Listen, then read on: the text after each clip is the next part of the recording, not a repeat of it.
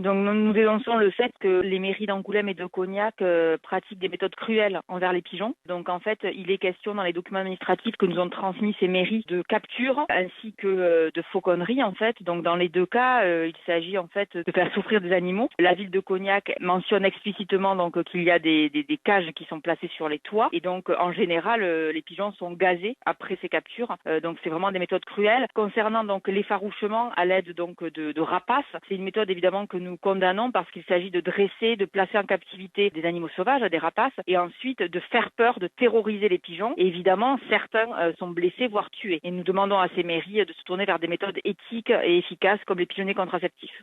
À Cognac, on dément que les pigeons soient capturés et gazés. Il y a bien des cages sur les toits, mais ensuite les volatiles sont tués à la carabine. Bruno Alafort est le directeur des services techniques de la ville de Cognac. On s'est donc équipé d'une carabine à air comprimé et on a un agent donc dédié qui nous fait à peu près 3 campagnes par an de tir sur les spots de pigeons qui se regroupent et qui créent des nuisances. À Angoulême, on le reconnaît, les pigeons sont capturés dans des cages individuelles, puis euthanasiés au gaz.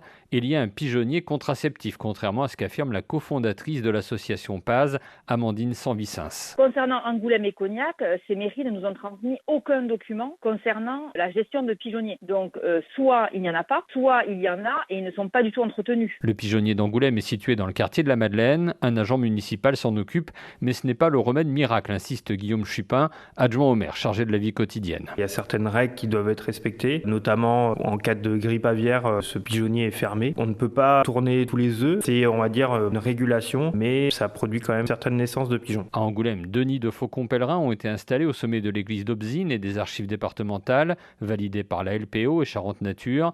1 millier de pigeons sont tués chaque année pour éviter la prolifération.